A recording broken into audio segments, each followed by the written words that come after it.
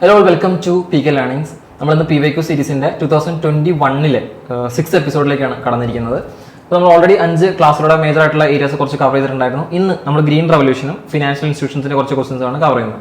അപ്പോൾ നമുക്ക് green റവല്യൂഷൻ്റെ questions ഒക്കെ നോക്കി കഴിയുമ്പോൾ ഒരു പാറ്റേൺ നമുക്ക് എപ്പോഴും കാണാൻ പറ്റും. സ്ഥിരമായിട്ട് ചോദിക്കുന്ന ഒരു ഏരിയ ഉണ്ടാവും. അതുകൊണ്ട് തന്നെ മാർക്ക് സ്കോർ ചെയ്യും. ക്വസ്റ്റൻസ് കമ്പാരിറ്റീവ്ലി കുറവാണെങ്കിലും നമുക്ക് ഇപ്പോൾ ഒരു മാർക്കിന്റെ തന്നെ ഇൻഫ്ലുവൻസ് എന്താണെന്ന് നമുക്കറിയാം. അതുകൊണ്ട് തന്നെ ഗ്രീൻ റവല്യൂഷനിൽ നിന്ന് ചോദിക്കുന്ന ചോദ്യങ്ങൾ അല്ലെങ്കിൽ ഹരിത വിപ്ലവത്തിൽ നിന്ന് ചോദിക്കുന്ന ചോദ്യങ്ങൾ നോട്ട് ചെയ്യുക. കാരണം ആ ഒരു പർട്ടിക്കുലർ ഏരിയ എന്നാണ് ചോദിക്കുന്നതെങ്കിൽ അത് എപ്പോഴും നമുക്ക് കണ്ടിന്യൂസ്ലി സ്കോർ ചെയ്യാൻ പറ്റും. ഇപ്പോൾ ചോദിച്ചാൽ നമുക്ക് സ്കോർ ചെയ്യാൻ പറ്റുന്ന ഒരു ഏരിയ ആയിരിക്കും. സോ അതുകൊണ്ട് തന്നെ ഗ്രീൻ റവല്യൂഷൻ്റെ ക്വസ്റ്റൻസിന് ഒരു റെലവൻസ് കൊടുക്കുക, കുറച്ച് ക്വസ്റ്റൻസ് ഉള്ളെങ്കിൽ അതിനൊരു ഇമ്പോർട്ടൻസ് കൊടുക്കുക. കൂടാതെ ഫിനാൻഷ്യൽ ഇൻസ്റ്റിറ്റ്യൂഷൻസ് എന്ന് പറയുന്നത് ഏറ്റവും ഇമ്പോർട്ടൻ്റ് ആയിട്ടുള്ള ടോപ്പിക്കാണ്, ഏറ്റവും വൈഡ് ആയിട്ടുള്ള ഒരു ടോപ്പിക് കൂടിയാണ്. അപ്പോൾ അതിൻ്റെ ക്വസ്റ്റൻസ് കൂടെ എന്ത് ചെയ്യുക, നോട്ട് ഡൗൺ ചെയ്യും. ഇപ്പോൾ നമുക്ക് ക്ലാസ്സിലേക്ക് കിടക്കാം. ആദ്യമായിട്ട് ഗ്രീൻ റവല്യൂഷൻ്റെ ക്വസ്റ്റൻസ് ആണ് നമ്മൾ ഡിസ്കസ് ചെയ്യുന്നത്. ക്വസ്റ്റൻ നമ്പർ 1 എന്ന് പറയുന്നത് ഹരിത വിപ്ലവത്തിന്റെ ജന്മദേശം എവിടെയാണെന്നാണ്. അപ്പോൾ നമുക്കറിയാം ഇന്ത്യയിൽ ഹരിത വിപ്ലവം എന്ന് പറയുമ്പോൾ നമുക്ക് ആദ്യം ഓർമ്മ വരുന്ന പേര് MS സ്വാമിനാഥൻ്റെയാണ്. അപ്പോൾ MS സ്വാമിനാഥൻ എവിടെ നിന്നാണ് ഇൻഫ്ലുവൻഷ്യൽ ആയത്, ആരുടെ അടുത്ത് ഡിസ്കസ് ചെയ്തതിന് ശേഷമാണ് ഇന്ത്യയിലേക്ക് ഈ ഹരിത വിപ്ലവം കൊണ്ടുവന്നത് എന്നാണ് നമ്മൾ ആലോചിക്കേണ്ടത്. അപ്പോൾ നോർമൻ ബോർലോഗ് എന്ന് പറഞ്ഞൊരു പേര് ഓർമ്മ വരും. നോർമൻ ബോർലോഗിന്റെ പേര് ഓർമ്മ വരുന്നുണ്ടെങ്കിൽ നമുക്ക് സ്വാഭാവികമായിട്ടും വരേണ്ടത് ഏത് സ്ഥലമാണ്? മെക്സിക്കോ ആണ് സ്വാഭാവികമായിട്ടും വരേണ്ടത്. നമുക്ക് നോക്കാം. ഓപ്ഷൻ ഡി ആണ്. 1940-കളിൽ നോർമൻ ബോർലോഗിന്റെ നേതൃത്വത്തിൽ മെക്സിക്കോയിലാണ് ഹരിത വിപ്ലവം ആദ്യമായിട്ട് തുടങ്ങുന്നത്. ഗോതമ്പിന്റെ ഉൽപ്പാദനം വർദ്ധിപ്പിക്കുന്നതിനായിട്ട് വികസിപ്പിച്ചെടുത്ത അത്യുൽപാദന ശേഷിയുള്ള വിത്തിനങ്ങളാണ് അതിന് വഴിതെളിച്ചത്. അപ്പോൾ 2 ഫാക്ട്സ് ഓർത്തിരിക്കുക. നോർമൻ ബോർലോഗ് ആണ്. 1940-കളിലാണ്. എവിടെയാണ്? മെക്സിക്കോ ആണ്. അപ്പോൾ നമ്മൾ ആ ഒരു ക്വസ്റ്റനായിട്ട് കണക്ട് ചെയ്തിട്ടുള്ള ക്വസ്റ്റൻ ആണ് അടുത്തത്. നമ്മളിപ്പോൾ പറഞ്ഞു തീർന്നത് തന്നെ ഇന്ത്യയിലെ ഹരിത വിപ്ലവത്തിന്റെ പിതാവ് ഓൾറെഡി നമ്മൾ പറഞ്ഞു കഴിഞ്ഞു, എല്ലാവർക്കും അറിയാവുന്ന ഒരു ക്വസ്റ്റൻ ആണ്. റീസെന്റ് അദ്ദേഹം മരണപ്പെട്ടത് വളരെ അടുത്ത കാലത്തായിരുന്നു. MS സ്വാമിനാഥൻ എന്നാണ് അതിന്റെ ഉത്തരം എന്ന് പറയുന്നത്. ഓപ്ഷൻ എ ആണ്. MS സ്വാമിനാഥൻ ഇന്ത്യയിലെ ഹരിത വിപ്ലവത്തിന്റെ പിതാവ് എന്നറിയപ്പെടുന്നു, അല്ലെങ്കിൽ father of green revolution in India എന്ന് അദ്ദേഹം അറിയപ്പെടുന്നു. 1960-കളിൽ ഉൽപാദനക്ഷമത കൂടിയ വിത്തനങ്ങളും ആധുനിക കൃഷിരീതികളും ഇന്ത്യയിൽ പ്രചരിപ്പിക്കുന്നതിന് അദ്ദേഹം നേതൃത്വം കൊടുത്തു. 1960-കളിലാണ് ഇന്ത്യയിൽ ഇത്തരത്തിലുള്ള ഒരു ഗ്രീൻ റവല്യൂഷന് വേണ്ടിയിട്ടുള്ള പദ്ധതികൾ അദ്ദേഹം കൊണ്ടുവരുന്നത്.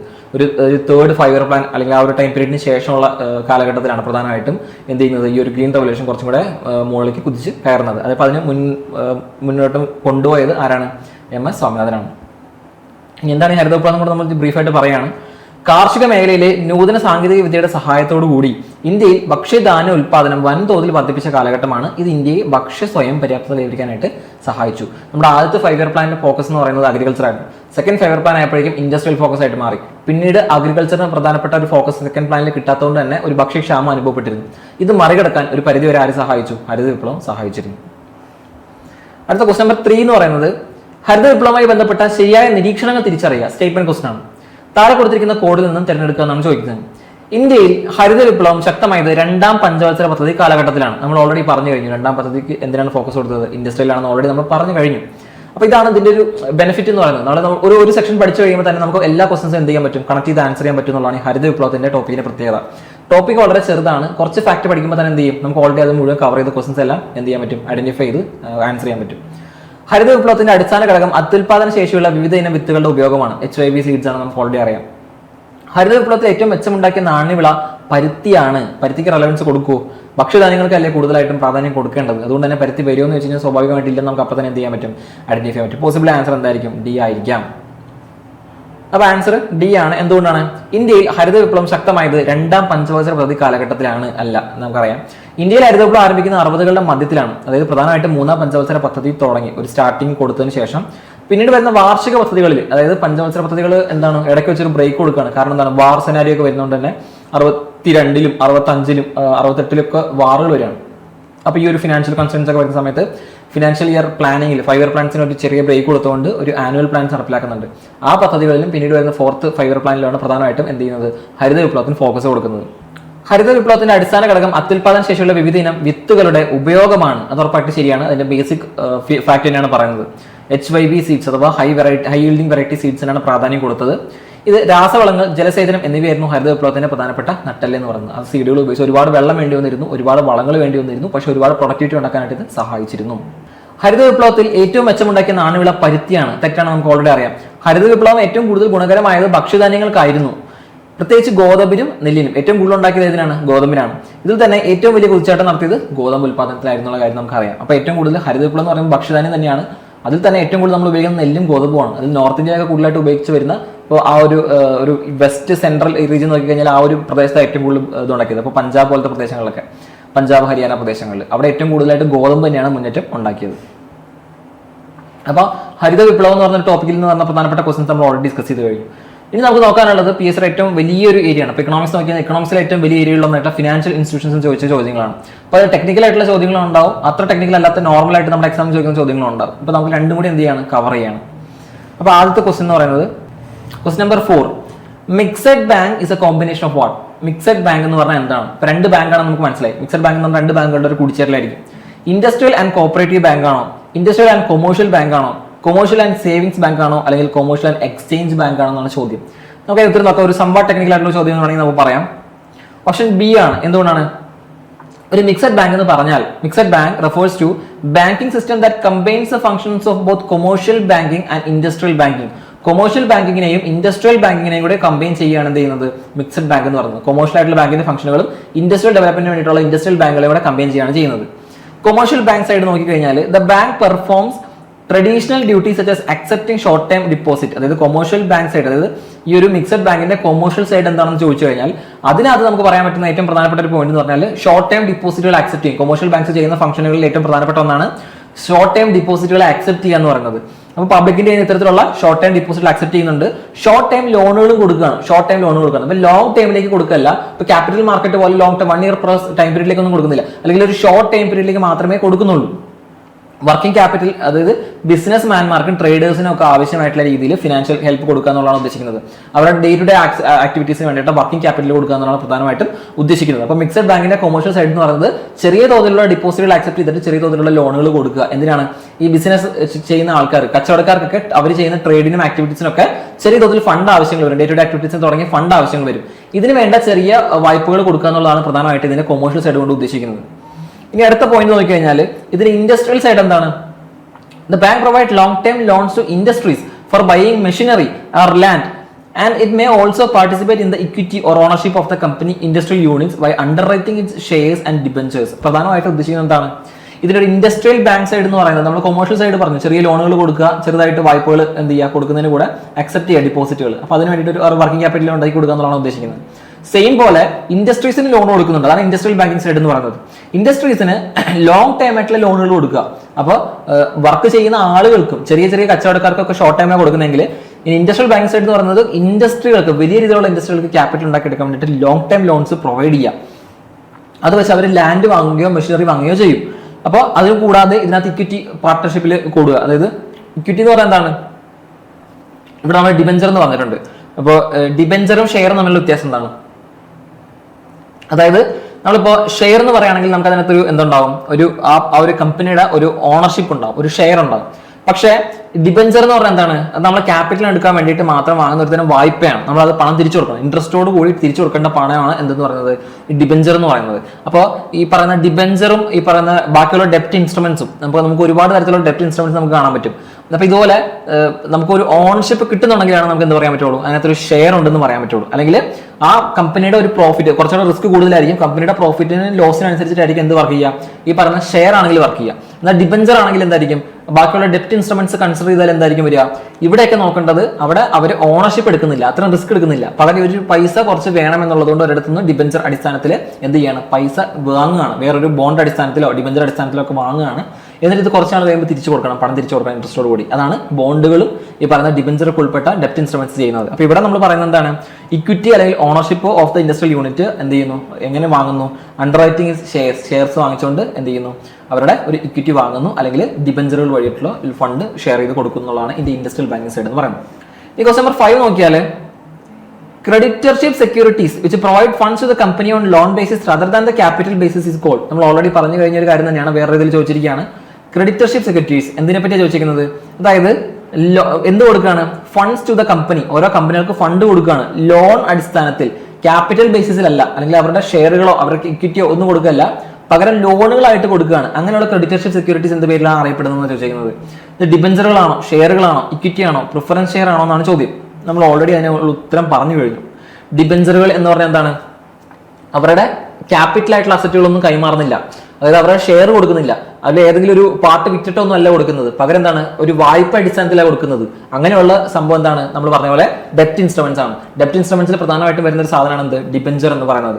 അപ്പോൾ ഡിബഞ്ചർ എന്ന് പറയുന്നത് ഇറ്റ്സ് ലോങ് ടേം ഡെപ്റ്റ് instruments used by the companies to borrow money. കമ്പനികൾക്ക് പൈസ ആവശ്യമായിട്ട് വരുന്ന സമയത്ത് ഉപയോഗിക്കുന്ന ഏറ്റവും പ്രധാനപ്പെട്ട ഒരു ടൂളാണ് ഡിബഞ്ചർ എന്ന് പറയുന്നത്. They are classified as creditorship securities because the person who buys them becomes a creditor to the company. അതായത് വാങ്ങുന്ന ആൾ എന്ത് ചെയ്യും, ആ കമ്പനിക്ക് ക്രെഡിറ്റർ ആയിരിക്കും. അതായത് അത് ഒരു ഡിബഞ്ചർ എന്ന് പറയുന്നത് എന്താണ്, ഒരു പൈസ ഓവ് ചെയ്യുകയാണ്, ഒരാൾക്ക് പൈസ ഓവ് ചെയ്യാണ്, കടം കൊടുക്കുന്ന പോലെ ലോൺസ് പ്രൊവൈഡ് ചെയ്യുന്ന പോലെ ഡിബഞ്ചർ എന്ന് പറയുന്നത് എന്താണ്, ഒരു ഡെപ്റ്റ് ഇൻസ്ട്രുമെന്റ് ആണ്.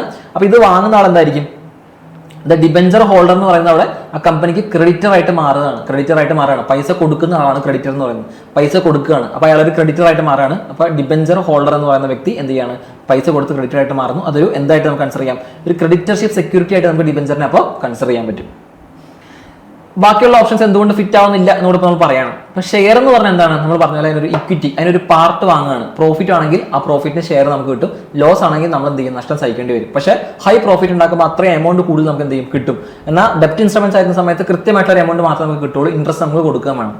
അപ്പോൾ ഷെയർ എന്ന് പറഞ്ഞാൽ these are ownership securities. When you buy share you are contributing to the company's capital and becoming a part owner, not a lender. അതായത് പ്രധാനമായിട്ടും നമ്മൾ പൈസ കടം കൊടുക്കുന്ന പോലെയല്ല, നമ്മുടെ കയ്യിലുള്ള ഒരു എമൗണ്ട് കൊടുത്ത് കമ്പനിയുടെ ഒരു ഷെയർ വാങ്ങുകയാണ്. അപ്പോൾ കമ്പനിയുടെ ഗ്രോത്തിൽ നമ്മൾ പാർട്ട് ആവുകയാണ്, കമ്പനിയുടെ ക്യാപിറ്റൽ നമ്മൾ കൂട്ടുകയാണ്. അപ്പോൾ ലിസ്റ്റ് ചെയ്യപ്പെട്ട ഒരു കമ്പനി ആണെങ്കിൽ നമുക്ക് ഈ അടുത്തുള്ള ഒരുപാട് കാലത്ത് പ്രധാനപ്പെട്ട കമ്പനികളൊക്കെ ലിസ്റ്റ് ചെയ്ത് നമ്മൾ കേട്ടിട്ടുണ്ടാവും, സ്റ്റോക്ക് എക്സ്ചേഞ്ചിൽ ലിസ്റ്റ് ചെയ്യപ്പെട്ടു എന്നൊക്കെ. അപ്പോൾ അത്തരത്തിലുള്ള കമ്പനികൾക്ക് അവരുടെ ഷെയറുകൾ വിൽക്കാൻ പറ്റും. ഇപ്പോൾ ചെറിയ മൈന്യൂട്ട് ഷെയറുകളായിരിക്കും, ചിലപ്പോൾ 100 രൂപ ഷെയർ ഉൾപ്പെടെ അവർക്ക് വിൽക്കാൻ പറ്റും. അപ്പോൾ ആളുകൾക്ക് വാങ്ങാൻ കുറച്ചുകൂടി എളുപ്പമായിരിക്കും. അപ്പോൾ കുറേ ആളുകൾ ഇത് വാങ്ങും. അപ്പോൾ കമ്പനിക്ക് പ്രോഫിറ്റ് ഉണ്ടാകുമ്പോൾ ഇപ്പോൾ ഒരു 5% പ്രോഫിറ്റ് ഉണ്ടായാൽ 100 രൂപ ഇൻവെസ്റ്റ് ചെയ്ത ആൾക്ക് 105 രൂപ തിരിച്ചു കിട്ടും. അപ്പോൾ അതുപോലെ പ്രോഫിറ്റ് ഉണ്ടാക്കാൻ പറ്റും. അപ്പോൾ ഇതുപോലെ ഷെയറുകൾ വിൽക്കുകയാണ് പ്രധാനമായിട്ടും ചെയ്യുന്നത്. അപ്പോൾ അവരുടെ ക്യാപിറ്റൽ കൂടാനായിട്ട് സഹായിക്കുന്നു. ഇതാണ് ഷെയറുകളുടെ പ്രത്യേകത. ലാഭമായാലും നഷ്ടമായാലും നമ്മൾ എന്ത് ചെയ്യണം, സഹിക്കണം. ഇനി ലോൺ ബേസിസ് ആണെങ്കിൽ unlike share holders, debenture holders do not own a part of the company, they provide funds as a loan that must be repaid with interest after a specific period. ഇവിടെ ഷെയറുകളെല്ലാം debenture loan ബേസിസിൽ കൊടുക്കുക എന്ന് പറഞ്ഞാൽ എന്താണ്, ഡെപ്റ്റ് instruments ആണ് നമ്മൾ പറഞ്ഞു, എന്താണ് ഡിബഞ്ചർ പോലെയാണ് എന്ന് പറയുമ്പോൾ എന്താണ്, ഇവിടെ പ്രധാനമായിട്ടും ഷെയറുകളൊന്നും വാങ്ങുന്നില്ല, ലാഭനഷ്ടങ്ങളൊന്നും സഹിക്കേണ്ട, നമ്മൾ കൃത്യമായിട്ടൊരു എമൗണ്ട് കൊടുക്കുന്നു, എന്ത് ചെയ്യുന്നു, ഈ സാധനം വാങ്ങുന്നു. അപ്പൊ ആരാണോ ഈ പറയുന്ന പൈസ കൊടുക്കുന്നത് ആൾക്ക് ഇൻട്രസ്റ്റ് കിട്ടും, അല്ലെങ്കിൽ നമ്മളാണ് പൈസ വാങ്ങുന്നതെങ്കിൽ നമ്മൾ എന്ത് ചെയ്യണം, കറക്റ്റായ എമൗണ്ട് നമ്മുടെ ആവശ്യത്തിന് കിട്ടും. കുറച്ച് നാൾ കഴിയുമ്പോൾ ഈ എമൗണ്ട് അതിന്റെ ഇൻട്രസ്റ്റോട് കൂട്ടി തിരിച്ചു കൊടുക്കണം എന്നുള്ളൊരു കാര്യമാണ് ഈ ലോൺ ബേസിൽ കൊടുക്കുന്നതിന്റെ പ്രത്യേകത, അല്ലെങ്കിൽ ഇക്വിറ്റി അല്ലാത്ത ലോൺ അടിസ്ഥാനത്തിൽ കൊടുക്കുന്നതിന്റെ പ്രത്യേകത. അതിന്റെ ഒരു ഉദാഹരണമാണ് ഡിബഞ്ചർ എന്ന് പറയുന്നത്. ഇനി ക്വസ്റ്റ്യൻ നമ്പർ 6 പോയി കഴിഞ്ഞാൽ വൺ വേർഡ് ക്വസ്റ്റൻ ആണ്. ബാങ്ക് ഓഫ് ഹിന്ദുസ്ഥാൻ എന്നാണ് തുടങ്ങിയത്? സിമ്പിൾ ക്വസ്റ്റൻ ആണ്. ബാങ്ക് ഓഫ് ഹിന്ദുസ്ഥാൻ ഇന്ത്യയിലെ ആദ്യത്തെ ബാങ്കാണ് bank of Hindustan. 1770 bank of Hindustan തുടങ്ങിയത് നമുക്ക് അറിയാം, ഓൾറെഡി ഫാക്ച്വലായിട്ട് അറിയാവുന്ന കാര്യമാണ്. Option D. Bank of Hindustan ഇന്ത്യയിലെ ആദ്യത്തെ ആധുനിക ബാങ്കായിട്ട് കണക്കാക്കപ്പെടുന്ന ബാങ്കാണ്. 1770 കൊൽക്കത്തയിലായിരുന്നു തുടങ്ങിയത്. 1770 കൊൽക്കത്തയിലായിരുന്നു ബാങ്ക് ഓഫ് ഹിന്ദുസ്ഥാൻ തുടങ്ങിയത്. അലക്സാണ്ടർ ആൻഡ് കമ്പനി എന്ന യൂറോപ്യൻ ഏജൻസിയാണ് ഇത് സ്ഥാപിച്ചത്. ഇന്ത്യൻ കമ്പനി അല്ല, ഇന്ത്യക്കാർ തുടങ്ങിയ, ഇന്ത്യയിലെ ക്യാപിറ്റൽ ഉപയോഗിച്ച് തുടങ്ങിയ ഒരു കമ്പനി അല്ല, അല്ലെങ്കിൽ അങ്ങനത്തെ ഒരു ബാങ്ക് അല്ല. പകരം ബ്രിട്ടീഷുകാരുടെ ടൈം പീരീഡിൽ അലക്സാണ്ടർ ആൻഡ് കമ്പനി എന്ന് പറയുന്ന ഒരു യൂറോപ്യൻ ഏജൻസി ആയിരുന്നു ഇന്ത്യയിൽ വന്ന് ബാങ്ക് ഓഫ് ഹിന്ദുസ്ഥാൻ സ്ഥാപിക്കുന്നത് 1770. ഇതിന്റെ പ്രത്യേകത എന്ന് പറയുന്നത് ഇന്ത്യയിൽ ആദ്യമായിട്ട് ബാങ്ക് നോട്ടുകൾ പുറത്തിറക്കിയത് ഇതാണ്. 1832 എന്ത് ചെയ്തു, ബാങ്കിന്റെ പ്രവർത്തനം അവസാനിപ്പിച്ചു. 1832 വരെ മാത്രമേ ഈ ബാങ്ക് പ്രവർത്തിച്ചിരുന്നുള്ളൂ. പൂർണ്ണമായിട്ടും ഭാരതീയ ഉടമസ്ഥതയിൽ തുടങ്ങിയ ബാങ്കാണ് പഞ്ചാബ് നാഷണൽ ബാങ്ക്. 1894 വേറെ ആരുമല്ല, ലാലാ ലജ്പത് റായ് ആയിരുന്നു തുടങ്ങിയത്. ഏത് പഞ്ചാബ് നാഷണൽ ബാങ്ക് ഇപ്പോഴും പ്രവർത്തിക്കുന്നുണ്ട്. പഞ്ചാബ് നാഷണൽ ബാങ്ക് ഇന്ത്യയിലെ വലിയ, റീസെന്റ് കുറെ മെർജർ ഒക്കെ നടന്നിട്ടുണ്ടായിരുന്നു. ഇപ്പോഴും വലിയ ബാങ്കായിട്ട് ഇന്ത്യയിലെ ടോപ്പ് 4 ബാങ്കുകളിലൊന്നാണ് പഞ്ചാബ് നാഷണൽ ബാങ്ക് എന്ന് പറയുന്നത്. ഇന്ത്യയിലെ ഏറ്റവും വലിയ പൊതുമേഖലാ ബാങ്ക് ചോദിച്ചു കഴിഞ്ഞാൽ നമുക്കറിയാം SBI ആണ്. ലോകത്തിലെ തന്നെ ആദ്യത്തെ 50 വരാനായിട്ടുള്ള ശ്രമങ്ങളായിരുന്നു ബാങ്കിലായിരുന്നു നടത്തിയത്. കുറെ ബാങ്കുകൾ ലയിച്ചു SBIയിൽ. ഇന്ത്യയിലെ ഏറ്റവും വലിയ ബാങ്കാണ് SBI. ഏറ്റവും വലിയ പൊതുമേഖലാ ബാങ്ക് എന്ന് വെച്ചാൽ SBI ആണ്. ഈ ക്വസ്റ്റ്യൻ നമ്പർ 7 നോക്കിയാൽ ബാങ്കിങ് നിയമനങ്ങൾക്ക് നിർമ്മിത ബുദ്ധി ഉപയോഗപ്പെടുത്തുന്ന ഇന്ത്യയിലെ ആദ്യത്തെ ബാങ്ക് ഏതാണ്? ഇതൊരു കോൺട്രവേഴ്സ്യൽ ക്വസ്റ്റൻ ആണ്. നമ്മൾ PSCയുടെ ആൻസർ പ്രകാരമുള്ള ഒരു ആൻസർ തന്നെയാണ് ഇവിടെ ചേർത്തിരിക്കുന്നത്. പക്ഷേ ഇത് സ്റ്റിൽ ഒരു കോൺട്രവേഴ്സ്യൽ ക്വസ്റ്റൻ ആണ്. എന്താണ് കാരണം എന്ന് ചോദിച്ചു കഴിഞ്ഞാൽ ഇതിനകത്ത് ഫെഡറൽ ബാങ്കിന്റെ റിക്രൂട്ട് ചെയ്യുന്ന ഒരു ഫെഡ് റിക്രൂട്ട് എന്ന് പറയുന്ന ഒരു സംഭവം നടക്കുന്നുണ്ട്. ഇത് കൂടാതെ മറ്റ് പല ബാങ്കുകൾക്കും ഇത്തരത്തിലുള്ള സംവിധാനം ഉണ്ടെന്ന് പറയപ്പെടുന്നുണ്ട്. ഇത് ബാങ്കിങ് നിയമനങ്ങൾക്ക് നിർമ്മിത ബുദ്ധി അല്ലെങ്കിൽ AI ഉപയോഗിച്ച ബാങ്ക് ഏതാണ് ചോദ്യം. PSCയുടെ ആൻസർ പ്രകാരം ICICI ആണ്. ചില സോഴ്സുകൾ ICICI എന്ന് കാണിക്കുന്നുണ്ട്. സോ നമ്മൾ PSCയുടെ ആൻസർക്ക് ഫോളോ ചെയ്യാണ്. അപ്പോൾ ഇവിടെ പ്രധാനമായിട്ട് 2 കാര്യങ്ങൾ നമ്മൾ പറയണം. അപ്പോൾ ബാങ്കിങ് റിക്രൂട്ട്മെന്റിന് വേണ്ടിയിട്ട് എന്ത് ചെയ്തിട്ടുണ്ട്, ICICI ഉപയോഗിച്ചിട്ടുണ്ടെന്നാണ് നമ്മൾ ഫസ്റ്റ് ഫാക്ടിൽ പറഞ്ഞിട്ടുള്ളത്. ആഡ് ഓൺ ആയിട്ട് നമ്മൾ പറയാണ്, ഒന്ന് സോഫ്റ്റ്വെയർ റോബോട്ടിക്സിന് വേണ്ടിയിട്ട് ഉപയോഗിക്കുക. അതായത് ബാങ്കിങ് പ്രവർത്തനങ്ങളിൽ AI ഉപയോഗിക്കുന്നത് നമ്മൾ ജനറലി പറയുന്നതാണ് സോഫ്റ്റ്വെയർ റോബോട്ടിക്സ് എന്ന്. അപ്പോൾ ബാങ്കിങ് പ്രവർത്തനങ്ങളിൽ ആർട്ടിഫിഷ്യൽ ഇന്റലിജൻസ് അഥവാ സോഫ്റ്റ്വെയർ റോബോട്ടിക്സ് കൊണ്ടുവന്നത് ICICI ബാങ്കാണ്. പ്രധാനമായിട്ടും ഡാറ്റ എൻട്രി, ഡോക്യുമെന്റ് വെരിഫിക്കേഷൻ തുടങ്ങിയ കാര്യങ്ങളൊക്കെ വളരെ വേഗത്തിൽ ചെയ്യാനായിട്ട് ഇത് അവരെ ഹെൽപ്പ് ചെയ്തു. രണ്ടാമതായിട്ട് കസ്റ്റമർ സർവീസ്, അത് ഓർത്തിരിക്കുക. ഐപ്പാൽ എന്ന് പറയുന്നത് ഇമ്പോർട്ടൻ്റ് ആണ്. ICICI ബാങ്ക് പുറത്തിറക്കിയ ഐപ്പാൽ എന്ന് പറയുന്ന ഒരു ചാറ്റ് ബോട്ട് ഉണ്ട്. ബാങ്കിങ് സേവനങ്ങളെ കുറിച്ച് ഉപഭോക്താക്കൾക്ക് വിവരങ്ങൾ കൊടുക്കുന്നതിന് വേണ്ടിയിട്ട് അവർ പുറത്തിറക്കിയ ഒരു ചാറ്റ് ബോട്ടാണ് ഐപ്പാൽ എന്ന് പറയുന്നത്, ഐപ്പാൽ എന്ന് പറയുന്നത്. നമുക്ക് പ്രധാനമായിട്ട് 2 പോയിന്റ് ഓർത്തിരിക്കുക. ഇത് എന്ത് ചെയ്യുക, റിലവൻ്റ് ഉള്ള ക്വസ്റ്റൻ ആണ്, പല സോഴ്സുകളിലും പലതാണ്. PSC ഈ പ്രകാരം ഇതായതുകൊണ്ട് നമ്മൾ എന്ത് ചെയ്യുക, അങ്ങനെ തന്നെ ഫോളോ അപ്പ് ചെയ്യുക. ICICI ബാങ്കാണ് ബാങ്കിങ് നിയമനങ്ങൾക്ക് നിർമ്മിത ബുദ്ധി ഉപയോഗപ്പെടുത്തുന്ന ആദ്യത്തെ ബാങ്ക്. അടുത്ത ക്വസ്റ്റൻ നമ്പർ 8 നോക്കിക്കഴിഞ്ഞാൽ, letter of credit is send by the bank of, ആരാണ്, ഏത് ബാങ്കാണ് അല്ലെങ്കിൽ ആരുടെ ബാങ്കാണ് ലെറ്റർ ഓഫ് ക്രെഡിറ്റ് സെൻഡ് ചെയ്യുന്നത്? ഇമ്പോർട്ടറുടെ ആണോ, എക്സ്പോർട്ടറുടെ ആണോ, സെൻട്രൽ ഗവൺമെന്റ് ആണോ, ചേംബർ ഓഫ് കൊമേഴ്സ് ആണോ അത് ചെയ്യുന്നതെന്നാണ് ചോദ്യം. അപ്പോൾ ഇത് നോക്കിക്കഴിഞ്ഞാൽ ഓപ്ഷൻ എ ആണ് ഉത്തരം. A letter of credit is a financial document used primarily in international trade. International ട്രേഡിൽ ഉപയോഗിക്കുന്ന പ്രധാനപ്പെട്ട ഒരു കാര്യമാണ് ലെറ്റർ ഓഫ് ക്രെഡിറ്റ് എന്ന് പറയുന്നത്. It acts as a guarantee from bank that a buyer's payment to a seller will be received in time on for a correct amount. പ്രധാനമായിട്ടും എന്തിനാണ് ഉദ്ദേശിക്കുന്നത്? നമ്മൾ ആദ്യം പറഞ്ഞ ഇന്റർനാഷണൽ ട്രേഡിലാണെന്ന്. അപ്പോൾ ഒരു കമ്പനി ഒരു 2 രാജ്യങ്ങൾ കൺസിഡർ ചെയ്യാണ്, ഇന്ത്യ അമേരിക്ക. ഇന്ത്യയിൽ നിന്ന് ഒരു സാധനം എങ്ങോട്ട് പോവാണ്, അമേരിക്കയിലോട്ട് പോവാണ്. അപ്പോൾ അവിടെ നിന്നുള്ള വാങ്ങുന്ന ആൾ പണം തിരിച്ചു കൊടുക്കണം. അപ്പോൾ ചിലപ്പോൾ സാധനം വാങ്ങിയിട്ടായിരിക്കും പണം കൊടുക്കുന്നത്. അപ്പോൾ ഈ സാധനം റിസീവ് ചെയ്യുന്ന സമയത്ത് ഒരു ഉറപ്പ് വേണം, ഇന്ന ആൾക്ക് പണം കൊടുക്കും, സാധനം ഡെലിവർ ആയിട്ടുണ്ട്, പണം കൊടുക്കുന്ന ഒരു ഉറപ്പുണ്ടെങ്കിൽ മാത്രം നമുക്ക് ഇത് ഡിസ്പാച്ച് ചെയ്തിട്ട് അവിടെ ചെന്നിട്ട് കാര്യമുള്ളൂ. അതുകൊണ്ട് തന്നെ ഇത് കൊടുക്കാമെന്നൊരു ഉറപ്പ് കൊടുക്കുകയാണ്. അപ്പോൾ ഡയറക്റ്റ്ലി കൊടുക്കുന്നൊന്നും പറ്റത്തില്ല, അല്ല ആ ഒരു ഉറപ്പിന് നമ്മുടെ റെലവൻസ് ഉണ്ടെന്ന് പറയാൻ പറ്റില്ല.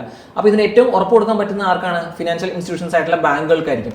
അപ്പോൾ ഈ വാങ്ങുന്ന ആളുടെ രാജ്യത്തുള്ള പ്രധാനപ്പെട്ട ഒരു ബാങ്ക് എന്ത് ചെയ്യുന്നു, ഒരു ലെറ്റർ ഓഫ് ക്രെഡിറ്റ് കൊടുക്കുന്നു. ഏത്? ഈ പറഞ്ഞ കൊടുക്കുന്ന ആളുടെ രാജ്യത്തുള്ള ബാങ്കുമായിട്ട് ഇവർ തമ്മിൽ അഗ്രിമെന്റ് സൈൻ ചെയ്യുന്നു. അപ്പോൾ ഇൻ കേസ് കൊടുത്തില്ലെങ്കിൽ ഉള്ള നഷ്ടങ്ങൾ പരിഹരിക്കാനും എന്ത് ചെയ്യാൻ ഈ ബാങ്ക് തന്നെ മുന്നോട്ട് വരികയാണ്.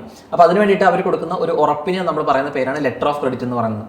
ഇതെങ്ങനെ വർക്ക് ചെയ്യുന്നത് നമ്മൾ ഒന്നും കൂടി ഒന്ന് എക്സ്പ്ലെയിൻ ചെയ്യാണ്. ദ ഇമ്പോർട്ടർ അല്ലെങ്കിൽ ബയ്യർ ഇവർ അവരുടെ ബാങ്കിനോട് bank to issue the letter of credit issue ചെയ്യാനായിട്ട് അവരോട് പറയുന്നു.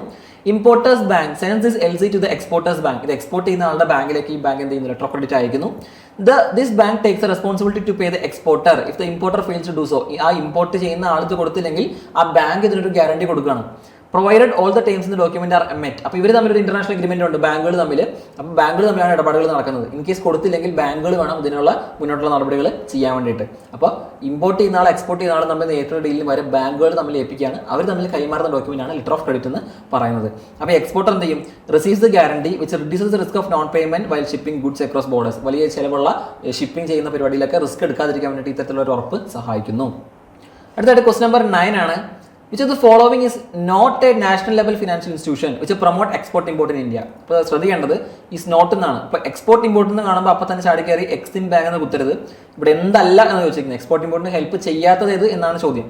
അപ്പോൾ ഇത് നോക്കിക്കഴിഞ്ഞാൽ ഓപ്ഷൻ ഡി ആണ് ഉത്തരം. എന്താണ്? The question asks for the institution that is not a national level financial institution in India dedicated to promote the export import എന്ന ചോദ്യം. അപ്പോൾ ആദ്യത്തെ എന്ന് പറയുന്നത് നമ്മൾ പ്രധാനമായിട്ടും ഡിസ്കസ് ചെയ്ത കാര്യങ്ങൾ എന്തായിരുന്നു, എക്സ്പോർട്ട് ഇമ്പോർട്ടുമായിട്ട് ബന്ധപ്പെട്ട് നേരിട്ട് പറയാവുന്ന കുറേ കാര്യങ്ങളാണ്. ഇതുമായിട്ട് ബന്ധമില്ലാത്തത് IMF ആണ്. This is an international organization headquartered in Washington DC. It works to foster global monetary cooperation, secure financial stability, facilitate international trade on a global scale rather than being a specific national agency for India. നമുക്കറിയാം IMF എന്ന് പറയുന്ന ഒരു international ഏജൻസിയാണ്. ഇന്ത്യയുടെ കാര്യമായിട്ട് മാത്രം ബന്ധപ്പെട്ട് കിടക്കുന്ന ഒരു ഇന്ത്യൻ ദേശീയ ഒരു പ്രൊഡക്റ്റോ അല്ലെങ്കിൽ അത്തരത്തിലുള്ള കമ്പനിയൊന്നും അല്ല.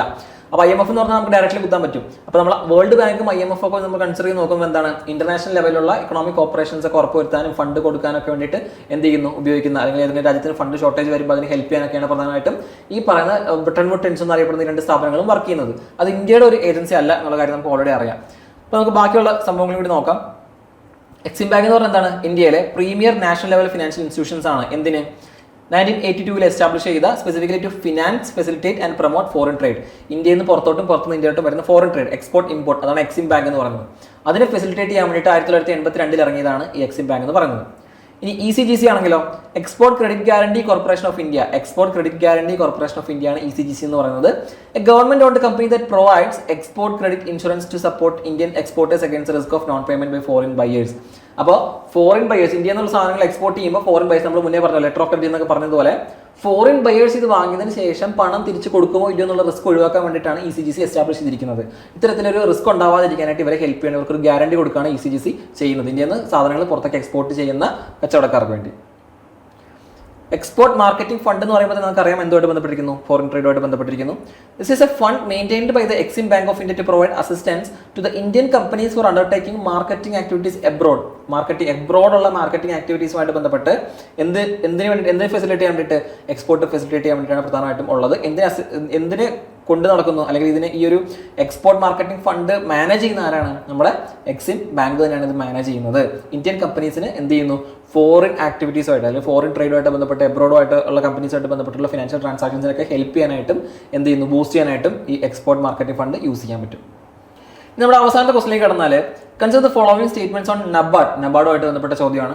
NABARD came in existence in 12th July 1982. നമുക്കറിയാം 12th July 1982 എന്നുള്ള ഡേറ്റ് പഠിച്ചിട്ടുള്ളതെങ്കിൽ പെട്ടെന്ന് ഓർമ്മ ഒരു മനസ്സിലാക്കി. By transferring agricultural credit functions of RBI and the refinance institutions and the then Agricultural Refinance and Development Corporation. പെട്ടെന്ന് കേൾക്കുന്ന സമയത്ത് കുറേ ഫാക്ട് ഉണ്ടല്ലോ, ഇതിലേതെങ്കിലും ഒന്ന് തെറ്റ് വന്നാൽ ഉത്തരം മുഴുവൻ തെറ്റില്ലെന്നുള്ള കൺഫ്യൂഷൻ വരാം. പക്ഷേ ഇതെല്ലാം ഫാക്ച്വലായിട്ട് നമ്മൾ RBIയുടെ അല്ലെങ്കിൽ ഈ പറഞ്ഞ നബാർഡിന്റെ കാര്യം പഠിക്കുമ്പോൾ പറയുന്ന കാര്യങ്ങൾ തന്നെയാണ്. Its mission is to promote sustainable and equitable agriculture and rural development through participative financial and non-financial interventions, innovations, technology and institutional development for securing prosperity. ഇതിൻ്റെ ഒരു ഗോളായിട്ടായിരിക്കും പറയുന്നത്. ഇത്തരത്തിലുള്ള ഗോൾ പറയുമ്പോൾ നെഗറ്റീവ് ആയിട്ടുള്ള കാര്യങ്ങളൊന്നും പറയുന്നില്ലെങ്കിൽ ഇത് ശരിയാവാനുള്ള പോസിബിലിറ്റി എപ്പോഴും കൂടുതലായിരിക്കും. ഇത്തരത്തിലുള്ള ഗോൾസ് ഒബ്ജക്റ്റീവ്സ് ഒക്കെ പറയുമ്പോൾ എപ്പോഴും അത് ശരിയാവാനുള്ള പോസിബിലിറ്റി കൂടുതലായിരിക്കും. വളരെ വേഗ് ആയിട്ടുള്ള കാര്യങ്ങളോ റോങ് ആയിട്ടുള്ള നോട്ട് എന്നൊക്കെ പറഞ്ഞിട്ടൊന്നും വന്നിട്ടില്ല എന്നുള്ള കാര്യം മാത്രം ഉറപ്പുവരുത്തിയാൽ മതി. NABARD is fully owned by the government of India. India government ആണ് നബാർഡിനെ ഫുള്ളി ഓൺ ചെയ്യുന്നതെന്നാണ് ചോദിക്കുന്നത്. അപ്പോൾ ഇതിൽ ഏതാണ് ശരിയായ സ്റ്റേറ്റ്മെന്റ് എന്നാണ് ചോദിക്കുന്നത്, നമുക്ക് നോക്കാം. ഓപ്ഷൻ ഡി ആണ്. എന്താണ്? NABARD was indeed established on 12th July 1982. നബാർഡിന്റെ ഡേറ്റ് എന്ന് പറഞ്ഞാൽ എപ്പോഴും എന്താണ്? നമുക്കറിയാം 1982 July 12 തന്നെയാണ്.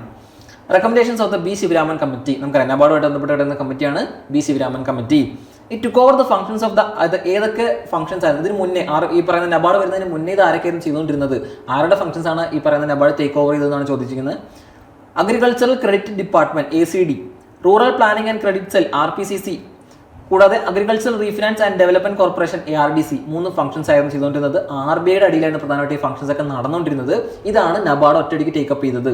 അണ്ടർ ദ ആരുടെ ഗൈഡൻസിൽ? RBIയുടെ അടിയിൽ തന്നെ അത് വരുന്നത്. പക്ഷേ ഇതൊക്കെ ചെയ്യുന്നത് പ്രൈമറിലി നബാർഡാണ്. ഇത് പണ്ട് ചെയ്തുകൊണ്ടിരുന്ന ആരാണ്? RBIയുടെ അടിയിലുള്ള അഗ്രികൾച്ചറൽ ക്രെഡിറ്റ് ഡിപ്പാർട്ട്മെന്റ് ഉണ്ടായിരുന്നു, rural planning and credit cell ഉണ്ടായിരുന്നു, agriculture refinance and development corporation ഉണ്ടായിരുന്നു. അപ്പോൾ ഈ പറഞ്ഞ 3 institutions ACD, RPCC, ARDC replace ചെയ്തിട്ടാണ് എന്ത് ചെയ്ത് നബാർഡ് വന്ന് ഈ ഒറ്റ ഫംഗ്ഷൻസ് ഏറ്റെടുത്തത്.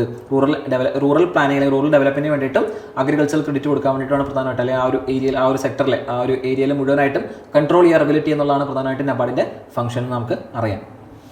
ഇനി രണ്ടാമത്തെ സ്റ്റേറ്റ്മെന്റ് മിഷനാണ്. മിഷനും ഒബ്ജക്റ്റീവും എപ്പോൾ വന്നാലും എന്തായിരിക്കും? ശരിയാവാനുള്ള പോസിബിലിറ്റി കൂടുതലാണ് നമ്മൾ പറഞ്ഞു. This is the official mission of the NABARD.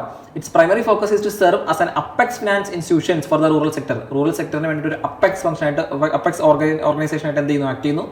Ensuring that the agriculture and rural industries receive adequate credit. അപ്പോൾ അഗ്രികൾച്ചറൽ ഏരിയയിൽ വർക്ക് ചെയ്യുന്ന റൂറൽ ഏജൻസീസും അഗ്രികൾച്ചറൽ ഏജൻസീസും ഒക്കെ പ്രോപ്പറായിട്ട് ഫണ്ട് റിസീവ് ചെയ്യുന്നു എന്ന് ഉറപ്പുവരുത്തുന്നു. അതാണ് ഇതിന്റെ പ്രധാനപ്പെട്ട ഫംഗ്ഷൻ. അപ്പോൾ അത് ശരിയാണ്. മൂന്നാമത്തെ നോക്കി കഴിഞ്ഞാൽ ownership. NABARD was A joint venture between RBI and government of India. 82 തുടങ്ങിയപ്പോൾ ഗവൺമെന്റ് ഓഫ് ഇന്ത്യ RBI കൂടെ ചേർന്നായിരുന്നു നടപ്പിലാക്കിക്കൊണ്ടിരുന്നത്. അപ്പോൾ RBI ആയിരുന്നു ഒറ്റയ്ക്ക് കൈകാര്യം ചെയ്തുകൊണ്ടിരുന്നത്. നബാർഡ് വന്നപ്പോൾ RBI ഗവൺമെന്റും കൂടെ ഒരുമിച്ച് തുടങ്ങി. പിന്നീട് എന്ത് പറ്റി? Following a revision of the share capital it is now 100% owned by the government of India. പിന്നീട് RBI കംപ്ലീറ്റ്ലി എന്ത് കൊടുത്തു? ഷെയറുകൾ മുഴുവനും ഗവൺമെന്റ് ഓഫ് ഇന്ത്യക്ക് കൊടുക്കുകയാണ് ചെയ്തത്. അപ്പോൾ NABARD is completely owned by the government of India ആണ്. 1982 വന്നത്. ശിവരാമൻ കമ്മിറ്റി ആയിരുന്നു. July 12 ഇത് നിലവിൽ വന്നതെന്നുള്ള കാര്യം ഓർത്തിരിക്കുക. അഗ്രികൾച്ചർ ആൻഡ് റൂറൽ ഡെവലപ്മെന്റിനുള്ള ഒരു അപ്പെക്സ് ഓർഗനൈസേഷനാണ്, അവർക്ക് ഫണ്ട് പ്രൊവൈഡ് ചെയ്യുന്ന ഒരു അപ്പെക്സ് ഓർഗനൈസേഷനാണ്.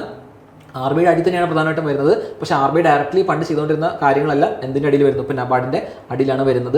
പ്രധാനമായിട്ട് എന്തൊക്കെ നമ്മൾ പറഞ്ഞു? ACD, RPCC കൂടാതെ ARDC എന്ന് പറഞ്ഞ 3 ഇൻസ്റ്റിറ്റ്യൂട്ടുകൾ വഴി RBI ചെയ്തുകൊണ്ടിരുന്ന ഫംഗ്ഷൻസ് ആണ് ഇപ്പോൾ ആര് ചെയ്യുന്നത്? നബാർഡ് ചെയ്യുന്നത്. അപ്പോൾ ഇത്രയും ഫാക്ടുകൾ എന്ത് ചെയ്യുക? ഓർത്ത് വയ്ക്കാനായിട്ട് ശ്രമിക്കുക. അപ്പോൾ നമ്മളിന്ന് പ്രധാനമായിട്ട് 10 ക്വസ്റ്റൻസിലൂടെ ഗ്രീൻ റവല്യൂഷനെ പറ്റിയിട്ടും പ്രധാനപ്പെട്ട ഫിനാൻഷ്യൽ ഇൻസ്റ്റിറ്റ്യൂഷൻസിലുള്ള ചില ക്വസ്റ്റൻസ് ഡിസ്കസ് ചെയ്തിട്ടുണ്ട്. നമുക്ക് ഇതുപോലത്തെ ക്വസ്റ്റൻസ് പ്രൊഡക്റ്റീവ് ആയിട്ടുള്ള ക്വസ്റ്റൻസ് പഠിച്ച് എന്ത് ചെയ്യുക? ഈ ടോപ്പിക്കിലൂടെ നമുക്ക് പെട്ടെന്ന് പഠിച്ച് പോകാനും പറ്റുന്നുണ്ട്. അപ്പോൾ നമ്മൾ ആ ക്വസ്റ്റൻസ് എല്ലാ തവണ കേൾക്കുക. PYQ പറയുന്ന ക്വസ്റ്റൻസ് എല്ലാ തവണ കേട്ട് റിവൈസ് ചെയ്യുക. അപ്പോൾ റിപ്പീറ്റ് ആയിട്ട് അടുത്ത തവണ ഇതുപോലത്തെ ക്വസ്റ്റൻസ് ആയിരിക്കും വരാൻ സാധ്യതയുള്ളൂ. അല്ലെങ്കിൽ ഇതുമായിട്ട് ബന്ധപ്പെട്ട ക്വസ്റ്റൻ തന്നെ ആയിരിക്കും വരുന്നത്. ഒരു മേഖല മാറിയിട്ടുള്ള ക്വസ്റ്റൻസ് ഒന്നും അധികം എക്സ്പെക്ട് ചെയ്യാൻ പറ്റില്ല. അതുകൊണ്ട് തന്നെ PYQ ചെയ്യുമ്പോൾ ഉറപ്പായിട്ട് നമുക്ക് ആ സെയിം ലെവലിലുള്ള ക്വസ്റ്റൻസ് പെട്ടെന്ന് പിക്ക് ചെയ്യാനും ആൻസർ ചെയ്യാനും പറ്റും. അല്ലെങ്കിൽ PSC വയ്ക്കുന്ന ഒരു പാറ്റേൺ അതിൻ്റെ ഉത്തരങ്ങളും പെട്ടെന്ന് കണ്ടുപിടിക്കാൻ പറ്റും. അതുകൊണ്ട് തന്നെ PYQ എന്ത് ചെയ്യുക? ഫോളോ അപ്പ് ചെയ്യുക. അടുത്ത എപ്പിസോഡിൽ ബാക്കിയുള്ള ടോപ്പിക്സ് ഫിനാൻഷ്യൽ ഇൻസ്റ്റിറ്റ്യൂഷൻസിൻ്റെ പെൻഡിംഗ് ആയിട്ട് കിടക്കുന്നതും അടുത്ത ടോപ്പിക്കുമായിട്ട് നമുക്ക് വീണ്ടും വരാം. അടുത്ത ക്ലാസ്സിലേക്ക് നമുക്ക് കാണാം. അപ്പോൾ താങ്ക് യു.